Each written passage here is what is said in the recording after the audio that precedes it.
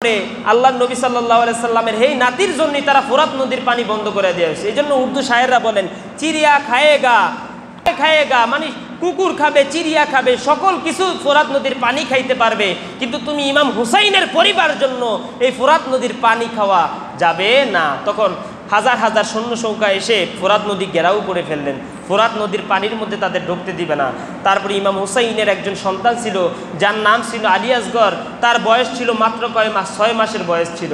ওই দুধের শিশু আলী আসগর যখন পানি পাচ্ছে না, তার মুখ শুকিয়ে গেল, তার মায়ের যে দুধের স্তন আছে স্তন শুকিয়ে গেল।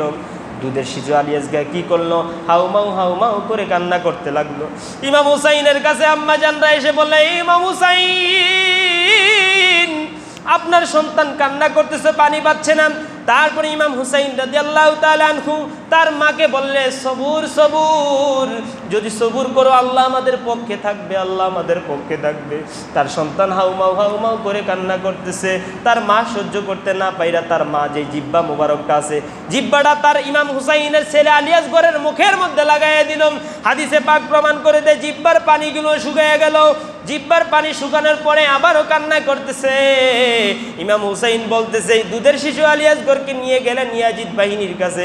এই ইয়াজিদ বাহিনী, তোমাদের সাথে আমার শত্রুতা, যদি শত্রুতা আমি থেকে থাকে তোমরা আমাকে মারো, আমার সন্তানকে কষ্ট দিও না, আমার সন্তানকে একটু পানি দাও, পানি দাও, পানি দাও। তখন ইমাম হুসাইনের যখন তার হাতের মধ্যে দুধের শিশু আলী আসগরকে নিয়ে কান্না করতে করতে বলতেছে, এই ইয়াজিদ বাহিনী,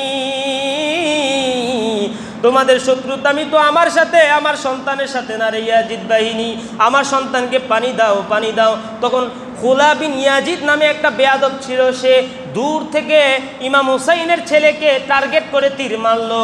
দুধের শিশু আলী আসগর 6 মাসের শিশু ছিল, সে আলী আসগরের গলার মধ্যে গিয়া লাগলো।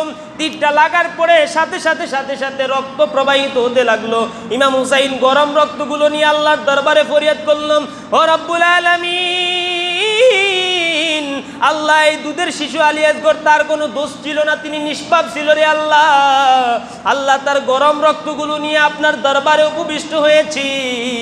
আল্লাহ এই গরম রক্তের উসিলায় আমার নানার গুনাহগার কোটি কোটি উম্মতদেরকে আপনি ক্ষমা করে দিয়েন, বলুন না সুবহানাল্লাহ। অর্থাৎ ইমাম হুসাইন এত কঠিন প্রান্তে তার নিজের দৌহিত্র, তার নিজের সন্তান দুধের শিশু 6 মাসের শিশু আলী আসগর, ওই আলী আসগরকে যখন নির্মমভাবে বেয়াদব নরপিশাচ ইয়াজিদরা হত্যা করলো, গরম রক্তগুলো ইমাম হুসাইনের হাতে, ইমাম হুসাইন রক্তগুলো নিয়ে আল্লাহর দরবারে বললেন, আল্লাহ আমি আপনার কাছে বিচার দেই না, কিছুই দেই না, আমি শুধু এই রক্তের উসিলায় আমার নানার কোটি কোটি গুনাহগার উম্মতদেরকে ক্ষমা চাই, বলুন না সুবহানাল্লাহ।